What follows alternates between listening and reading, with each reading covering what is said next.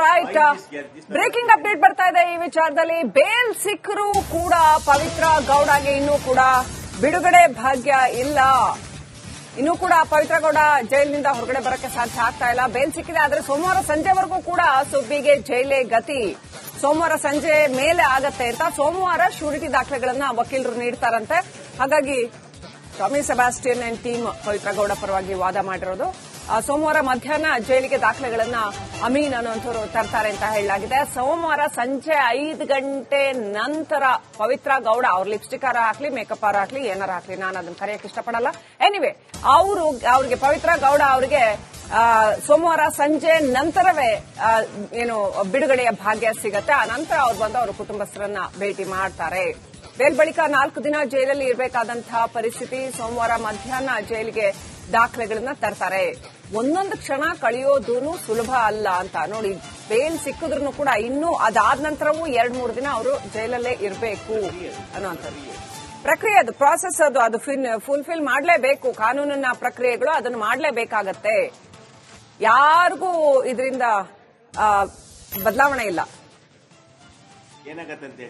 ಇನ್ನಷ್ಟು ಅಪ್ಡೇಟ್ ಪಡ್ಕೊಳ್ಳೋಣ. ನಮ್ಮ ಪ್ರತಿನಿಧಿ ನಾಗರಾಜ್ ಫೋನ್ ಕನೆಕ್ಟ್ ಆಗಿದ್ದಾರೆ. ನಾಗರಾಜ್, ಬೇಲ್ ಸಿಕ್ಕಿದೆ, ಆದ್ರೆ ಇಮಿಡಿಯೇಟ್ ಆಗಿ ಏನು ಜೈಲಿಂದ ಬರಕ್ ಆಗಲ್ಲ ಅಂತ ಏನೆಲ್ಲ ಪ್ರೊಸೀಜರ್ ಇರುತ್ತೆ ನಾಗರಾಜ್? ಇನ್ ಬಿಟ್ವೀನ್ 3-4 ಡೇಸ್ ಯಾಕೆ ತಗೊಳುತ್ತೆ? ಅದು ದರ್ಶನ್ಗಿರ್ಬೋದು ಅಥವಾ ಪವಿತ್ರ ಗೌಡಗಿರ್ಬೋದು, ಏನೆಲ್ಲ ಪ್ರೊಸೀಜರ್ಸ್ ಇರುತ್ತೆ? ಶ್ರೀಲಕ್ಷ್ಮಿ, ಏನು ರೇಣುಕಾ ಸ್ವಾಮಿ ಕೊಲೆ ಪ್ರಕರಣದಲ್ಲಿ ನಿನ್ನೆ ಹೈಕೋರ್ಟ್ ನಿಂದ ಒಟ್ಟು 7 ಜನರಿಗೆ ಜಾಮೀನು ಮಂಜೂರಾಗಿರ್ತಕ್ಕಂಥದ್ದು. ಇದರಲ್ಲಿ ಒಂದಷ್ಟು ಷರತ್ತುಗಳನ್ನ ಹೈಕೋರ್ಟ್ ಏಕಸದಸ್ಯ ಪೀಠ ವಿಧಿಸಿರ್ತಕ್ಕಂಥದ್ದು. ಅದರಲ್ಲಿ 1 ಲಕ್ಷ ಬಾಂಡ್ ಇರ್ಬೋದು, ಇಬ್ಬರು ಶ್ಯೂರಿಟಿಯನ್ನ ಕೊಡಬೇಕಾಗಿರ್ತಕ್ಕಂಥದ್ದು ಇರ್ಬೋದು. ಇದನ್ನ ಅಂದ್ರೆ ಟ್ರಯಲ್ ಕೋರ್ಟ್ ನಲ್ಲಿ, ಸೆಷನ್ಸ್ ಕೋರ್ಟ್ ನಲ್ಲಿ ಏನು ಒಂದು ವಿಚಾರಣೆ ನಡೆಯುತ್ತೆ, ಅಲ್ಲಿ ಹೋಗಿ ಷರತ್ತುಗಳನ್ನ ಪೂರೈಸಬೇಕು. ನಿನ್ನೆ ಇವರಿಗೆ ಆದೇಶ ಪ್ರತಿ ಸಿಕ್ಕೋದು ತಡ ಆದ್ರಿಂದ ಇವತ್ತು ರಜಾ ದಿನ ಆಗಿರೋ ಕಾರಣ, ನಾಳೆ ಮತ್ತೆ ರಜಾ ಇರೋ ಕಾರಣ ಸೋಮವಾರ ಇವರು ಒಂದು ಷರತ್ತುಗಳನ್ನ ಪೂರೈಸಬೇಕು. ಷರತ್ತುಗಳನ್ನ ಪೂರೈಸಿದ ಬಳಿಕ ಅಷ್ಟೇ ಅವರಿಗೆ ಬಿಡುಗಡೆ ಬಗ್ಗೆ ಸಿಗುವಂತದ್ದು. Srilakshmi, right, thank you Nagaraj ಡೀಟೇಲ್ಸ್ಗಾಗಿ. ವಾಸುದೇವ್ ಕಶ್ಯಪ್ ಅವರೇ, ಏನೆಲ್ಲ ಕಂಡೀಷನ್ಸ್ ಫುಲ್ಫಿಲ್ ಮಾಡೋದು? ಕೋರ್ಟ್ ಇಂದ ಆದೇಶ ಮಾತ್ರ ಮಾಡಿದ್ರು. It is ordered. They should usually ಏನು ಹೆಂಗಿರುತ್ತೆ ಪ್ರೊಸೀಜಿಂಗ್ ಅಂತಂದ್ರೆ, ಮೊದಲು they have to obtain the copy. Copy ತಗೊಂಡವ್ರು ಏನ್ ಮಾಡಬೇಕು? ಇಮೇಲ್ ಅಲ್ಲೆಲ್ಲ ಕಳಿಸ್ತಾರಂತೆ. ಇಲ್ಲ, ಸರ್ಟಿಫಿಕೇಟ್ ಕಾಪಿ ತಗೋಬೇಕು. ಇಮೇಲ್ ಕಾಪಿ ಆಗೋದಿಲ್ಲ, ಸರ್ಟಿಫಿಕೇಟ್ ಕಾಪಿ ತಗೋಬೇಕು. ಸರ್ಟಿಫಿಕೇಟ್ ಕಾಪಿ ತಗೊಂಡು they should come down to the original court ಇದೆಯಲ್ಲ, ಸೆಕ್ಷನ್ ಕೋರ್ಟ್ 08878 ಇದೆಯಲ್ಲ, ಆ ಕೇಸಿಗೆ they should apply it again. ಇವತ್ತು ಮಾಡಕ್ಕಾಗಲಿಲ್ಲ because it is holiday, second Saturday holiday. ನಾಳೆನೇ ರಜಾ ಇದೆ. ನಾಳೆ ಬೆಳಿಗ್ಗೆ, ಸೋಮವಾರ ಬೆಳಿಗ್ಗೆ ಅವರು ಆ ಶ್ಯೂರಿಟಿ ಪ್ರಕ್ರಿಯೆನೆಲ್ಲ ಮುಗಿಸ್ಬೇಕು. Before 1 o'clock, before 2 o'clock. ಆ ಮುಗಿಸಿದ ಮೇಲೆ ಸಾಯಂಕಾಲ 5 ಗಂಟೆ ಮೇಲೆ ಒಂದು ರೂಲ್ ಇದೆ. ನೀವು 5 ಗಂಟೆ ಒಳಗೆ ಏನು ಕೇಳಂಗೆ ಇಲ್ಲ ಕೋರ್ಟಲ್ಲಿ. 5, 5:15, 5:45, 6 ಗಂಟೆ ತನಕ there is a court proceedings. ಆ ಟೈಮ್ನಲ್ಲಿ ಆದೇಶ ಮಾಡ್ತಾರೆ. ಅವರು ನಾಳೆ ಸಾಯಂಕಾಲ ಅವರು ಇದನ್ನೆಲ್ಲ ಪ್ರಕ್ರಿಯೆ, ಶ್ಯೂರಿಟಿ ಗಿರಿಟಿ ಎಲ್ಲ ಒಂದು ಕಂಪ್ಲೇಂಟ್ಸ್ ಎಲ್ಲ ಆದ್ಮೇಲೆ ನಂತರ ಏನ್ ಮಾಡ್ತಾರೆ, 5:15 ಗಂಟೆ ಸೋಮವಾರ ಆರ್ಡರ್ ಮಾಡ್ತಾರೆ. ಆರ್ಡರ್ ಕಾಪಿ ತಗೊಂಡು ಪುನಃ they should reach to the jail before 7 o'clock, ಇಲ್ಲಾಂದ್ರೆ ನೆಕ್ಸ್ಟ್ ಡೇನೆ. ಆ ಕಾಪೀಸ್ ಎಲ್ಲ ತಗೊಂಡು ಕನ್ಸರ್ನ್ ಇಲ್ಲ ಅಂತ ಹೇಳಿದ್ರೆ ಮೆಸೇಜ್ ಕಳಿಸಬೇಕು ಅವರಿಗೆ. ಕಾಪಿ ಸಿಕ್ಕಿದೆ ನಮಗೆ, ನಾವು ಒರಿಜಿನಲ್ ಕಾಪಿ ತಂದ್ಕೊಡ್ತೀವಿ ಅಂತ ಹೇಳಿದ್ರೆ ಆ ಕನ್ಸರ್ನ್ ಜೈಲ್ ಒಳಗೆ ಅವರು ರೆಡಿ ಮಾಡಿ ಇಟ್ಕೋತಾರೆ ಅದನ್ನ. ಇಲ್ಲಿ ಇನ್ನೊಂದು ಏನಂತಾರೆ ಮೇಡಮ್, ಕೋರ್ಟ್ ಪ್ರಕ್ರಿಯೆ ಡಿಫರೆಂಟ್ ಆಗಿ ಹೇಳ್ತೀನಿ. ನಮ್ಮ ದೇಶದ ನ್ಯಾಯಾಲಯದ ಚೌಕಟ್ಟಿದೆಯಲ್ಲ, ವಂಡರ್ಫುಲ್. ಸರಿ ಫಾಲೋ ಮಾಡಿದ್ರೆ ಈ ಪ್ರಶ್ನೆ ಹುಟ್ಟೋದು ಏನಂತಂದ್ರೆ, ಈಗ ನೆಕ್ಸ್ಟ್ ಏನು, ಈಗ ಸುಪ್ರೀಂ ಕೋರ್ಟ್ ಹೋಗ್ತೀನಿ ಅಂತಂದ್ರು, ಇಂಟ್ರಾಮ್ ಸ್ಟೇ ಆರ್ಡರ್ಗೋಸ್ಕರ ಯೂಸ್ ಇಲ್ಲ. ಮತ್ತೆ ರೆಗ್ಯುಲರ್ ಬೇಲಿಗೆ ಸುಪ್ರೀಂ ಕೋರ್ಟ್ ಹೋಗ್ತೀವಿ ಅಂದ್ರು, ಯೂಸ್ ಇಲ್ಲ. ಬಿಕಾಸ್ ಆಲ್ರೆಡಿ ಒಂದು ಸ್ಯಾನಿಟೇಷನ್ ಮೇಲೆ ಡಿಕ್ರಿ ಸುಪ್ರೀಂ ಕೋರ್ಟ್ ಅಲ್ಲಿ ಆದೇಶ ಆದ್ಮೇಲೆ ಸೆಕೆಂಡ್ ಅಪ್ಲಿಕೇಶನ್ ಹಾಕಕ್ ಬರೋದೇ ಇಲ್ಲ. ಸೊ ಈಗ ರಾಜ್ಯ ಗೃಹ ಇಲಾಖೆ ಅಥವಾ ಪೊಲೀಸರು ಈ ಬೇಲ್ ವಿರುದ್ಧ ಮೇಲ್ಮನವಿ ಹೋಗೋದಕ್ಕೆ ಹೋಗ್ಬೋದು ಅವರು, ಬಟ್ ಸಿಗಲ್ಲ ಅವರಿಗೆ. ಯಾಕೆ ಸಿಗಲ್ಲ? ಸುಪ್ರೀಂ ಕೋರ್ಟ್ ಅಲ್ಲಿ ಆದೇಶ ಆಗ್ಬಿಡ್ತಲ್ಲ. ಒಂದು ಆರ್ಡರ್ ಕೊಟ್ಟ ಸುಪ್ರೀಂ ಕೋರ್ಟ್ ಅಲ್ಲಿ ಅಲ್ಲಿಂದ ಬಂದು ಹೈಕೋರ್ಟ್ ಡೈರೆಕ್ಷನ್ ಕೊಟ್ಟ ಮೇಲೆ ಚಾಪ್ಟರ್ ಕ್ಲೋಸ್. ಈಗೇನ್ ಬೇರೆ ಯಾವ್ದಾರ ಅಫೆನ್ಸ್ ಆದ್ರೆ, ಅಂದ್ರೆ ಯಾವ್ದಾರು ಬೇರೆ ತರದಿ ಮತ್ತೆ ಇನ್ನೊಂದು ಇದೇ ತರದ ಏನಾದ್ರು ಅಫೆನ್ಸ್ ಅಥವಾ ಬೇರೆ ತರ ಏನಾದ್ರು ಆತನ ಏನ್ ಬಾಂಡ್ ಏನಿದೆ, ಸೆಲ್ಫ್ ಬಾಂಡ್ ಏನಿದೆ, ಏನಾದ್ರು ಮಾಡ್ಕೊಂಡಿದ್ರೆ ಅವರು ಅಲ್ಲಿ ಏನ್ ವ್ಯತಿರಿಕ್ತ ಆದಾಗ they may claim that bail should be cancelled ಅಂತ ಹೇಳಿ ಕ್ಲೈಮ್ ಮಾಡಬಹುದು. ಸುಪ್ರೀಂ ಕೋರ್ಟ್ಗೆ ಹೋಗ್ಬೇಕು ಅಂತೇನಿಲ್ಲ. ಎಲ್ಲಿ ಬೇಲ್ ಕೊಟ್ಟಿದ್ದಾರೆ ನಮಗೆ ಅವರು? ಸುಪ್ರೀಂ ಕೋರ್ಟ್ ಅಲ್ಲಿ ಬೇಲ್ ಕೊಟ್ಟಿಲ್ಲ, ಹೈಕೋರ್ಟ್ ಅಲ್ಲಿ ಬೇಲ್ ಕೊಟ್ಟಿಲ್ಲ. ಅಲ್ಲೆಲ್ಲ ಬೇಲ್ ಕೊಡಲ್ಲ ಮೇಡಮ್.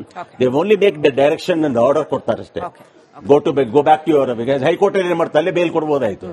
ಬೇಲ್ ಕೊಟ್ಟು ಮತ್ತೆ ಎಲ್ಲಿ ಬರ್ಬೇಕು, ಪ್ರಕ್ರಿಯೆ ಮಾಡೋದಕ್ಕೆ ಎಲ್ಲಿ ಬರ್ಬೇಕು, ಲೋವರ್ ಕೋರ್ಟ್ಗೆ ಬರ್ಬೇಕು ಅವರು. ಅಲ್ಲಿ ಸಿಗಲ್ಲ, ಮತ್ತೆ ಅಲ್ಲಿ ಕೊಡಕ್ ಆಗೋದಿಲ್ಲ. ಮುಗಿತಿಲ್ಲ. ಇನ್ನೇನಿದ್ರು ಅವ್ರು ಏನ್ ಎಕ್ಸ್ಪೆಕ್ಟ್ ಮಾಡ್ತಿದ್ದಾರೆ ಅಂದ್ರೆ ಮಿನಿ ಟ್ರಯಲ್ ನಡಿಬೇಕು ಅಂತಾರೆ. ಹಂಗಾಗಲ್ಲ. Mini trial can not be done. It is has to go processing, ಪೂರ್ತಿ ಫುಲ್ ಪ್ಲಸ್ ಟ್ರಯಲ್ ಆಗ್ಬೇಕದು. ಏನ್ ಮಾಡಬಹುದು ಸಂಗ್ರಾಮ್ ಸಿಂಗ್ ಅವರೇ? ಪೊಲೀಸರು ಈಗ ಆಗೋಗಿದೆ, ಬೇಲ್ ಸಿಗೋದು ಸಿಕ್ಬಿಟ್ಟಿದೆ ದರ್ಶನ್ ಅವ್ರಿಗೆ ಅಂತ. ಈಗ ಚಾರ್ಜ್ ಶೀಟ್ ಅಲ್ಲಿ ಸಿವಿ ನಾಗೇಶ್ ಅವರು ವಾದ ಮಾಡುವಾಗಲೇ ಒಂದಷ್ಟು ಲೂಪ್ ಹೋಲ್ಸ್ ನ ಪಾಯಿಂಟ್ ನಂಬರ್ 1, 2, 3, 4 ಅಂತ ಹೈಲೈಟ್ ಮಾಡ್ತಾ ಹೇಳ್ತಾ ಬಂದ್ರು.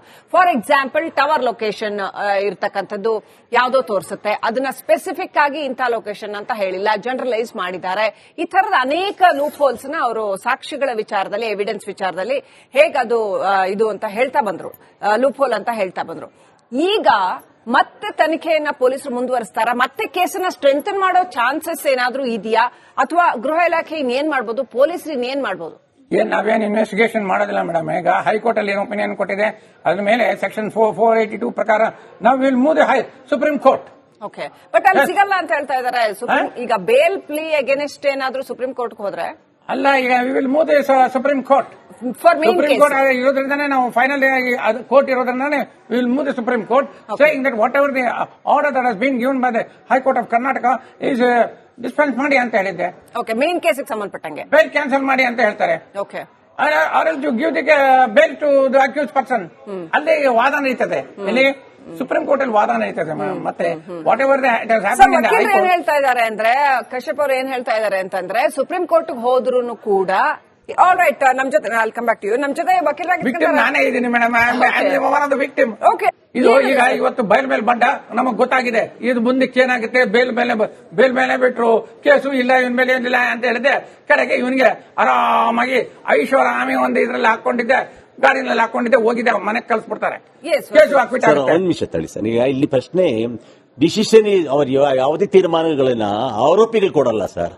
ತೀರ್ಮಾನ ಕೊಡೋದು ಅದು ನ್ಯಾಯಾಲಯದ ಒಂದು ಪರಿಧಿ ಒಳಗೆ ತೀರ್ಮಾನ ಸಿಗೋದಲ್ವಾ. Self declaration ಮಾಡ್ಕೊಳಕ್ಕಾಗತ್ತಾ? ನಾನು ನಿರಪರಾಧಾಗಿ ಅಂತ ಸೆಲ್ಫ್ ಡಿಕ್ಲೇರ್ ಮಾಡ್ಕೊಂಡು ಹೊರಗೆ ಬರಕ್ಕಾಗತ್ತಾ? ಆಗಲ್ಲ. ಅದು ನಿಮ್ಮ ಪೊಲೀಸ್ ಇಲಾಖೆ ಎಷ್ಟು ಮಟ್ಟಿಗೆ ರೆಡಿ ಮಾಡಿದೆ, ಎಷ್ಟು ಮಟ್ಟಿಗೆ ಈ ಕೇಸ್ ಒಳಗೆ ಎಷ್ಟು ಮಟ್ಟಿಗೆ ಅಪೋಲ್ಡ್ ಮಾಡಿದೆ ಅಂತ ಬಂದಾಗ ಅದ ನಂತರ ಅದೇನ್ ಮಾಡುತ್ತೆ, ಅದು ಜುಡಿಷರಿನಲ್ಲಿ ಅದು ನಿಮ್ದು ಸಾಲಿಡ್ ಡಾಕ್ಯುಮೆಂಟೇಶನ್, ಸಾಲಿಡ್ ಎವಿಡೆನ್ಸ್. ಬೇಕಾದಷ್ಟು ಸಣ್ಣ ಸಣ್ಣ ತಪ್ಪುಗಳು ಕೂಡ ಅದಕ್ಕೆ ತಾನೇ ನೀವು ಕೋರ್ಟ್ ಅಬ್ಸರ್ವೇಷನ್ ಮಾಡಿ ಅವ್ರು ಬೇಲ್ ಕೊಟ್ಟಿರೋದು. ಇಲ್ಲಿ ಬೇಲೆ ಸಿಗ್ತಿರ್ಲಿಲ್ಲ ಅವನಿಗೆ.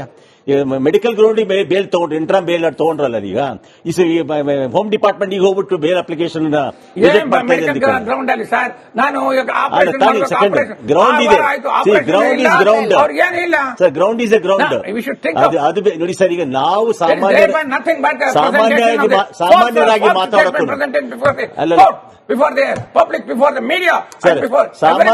ಮಾತಾಡಬಹುದು, ಸಾಮಾನ್ಯರು ಮಾತಾಡಕ್ಕಾಗಲ್ಲ. ಕಾನೂನಿನ ಬೌಂಡ್ರಿ ಒಳಗೆ ಅದರದೇ ಇವು ನಿಮ್ಮ ಪೊಲೀಸ್ ಮ್ಯಾನ್ಯುಲ್ ಇದೆ, ನೀವು ಪೊಲೀಸ್ ಮ್ಯಾನ್ಯುಲ್ ಬಿಟ್ಟು ಹೊರಗೆ ಬರ್ತೀರಾ? ಪೊಲೀಸ್ ಮ್ಯಾನ್ಯುಲ್ ಬಿಟ್ಟು ಹೊರಗೆ ಬರ್ತೀರಾ ನೀವು? ನಾವು ಬರೋದ, ನಾವು ಸಿಆರ್ಪಿಸಿ, ಐಪಿಸಿ ಮತ್ತೆ ಇರ್ಬೇಕು ತಾನೇ ನೀವು. ನಾವು ಪೊಲೀಸ್ ಮ್ಯಾನ್ಯುಲ್ ಬಿಟ್ಟು ನಾವು ಹೊರಗಡೆ ಬರೋದಿಲ್ಲ. ಆಗಿದೆ, ಜುಡಿಷರಿ ಕೂಡ ಜುಡಿಷರಿ ಮ್ಯಾನ್ಯುಲ್ ಬಿಟ್ಟು ಹೊರಗೆ ಬರಕ್ಕಾಗಲ್ಲ ಅಲ್ವಾ?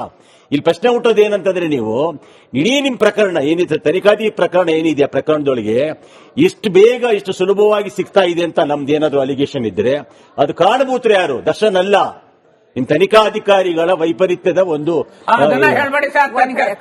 ನೋಡ್ಕೊಳ್ಳಿ, ಅದು ತನಿಖಾಧಿಕಾರಿಗಳು ಏನ್ ಹಾಕಿದ್ದಾರೆ ಅಂತ ಹೇಳಿದ್ರೆ ಸಿಕ್ಬಿಟ್ಟಿದೆ, ಪವಿತ್ರ ಗೌಡಕ್ ಬೇಲ್ ಸಿಕ್ಬಿಟ್ಟಿದೆ. ಆ 5 ಜನ ಆರೋಪಿಗಳಿದ್ದಾರಲ್ಲ, A1 A2 ಬೇಲ್ ಸಿಕ್ಕಿದೆ, ಉಳಿದಂತ 5 ಜನ ಆರೋಪಿಗಳಿಗೆ ಬೇಲ್ ಸಿಕ್ಕಿಲ್ಲ. ಆಶ್ಚರ್ಯ ಆಗುತ್ತೆ. ಪಾಪ ಹೊಟ್ಟೆ ಬಟ್ಟೆ ಕಟ್ಟಿ ಊಟಕ್ಕಿಲ್ಲದೆ ಇರುವಂತಹ ಮನೆಗಳಿಂದ ಬಂದಿರ್ತಾರೆ, ಅಂತ ಪರಿಸ್ಥಿತಿ ಬಂದವರಿಗೂ ಕೂಡ ಅವ್ರ ಜೀವನನೇ ಕಷ್ಟ.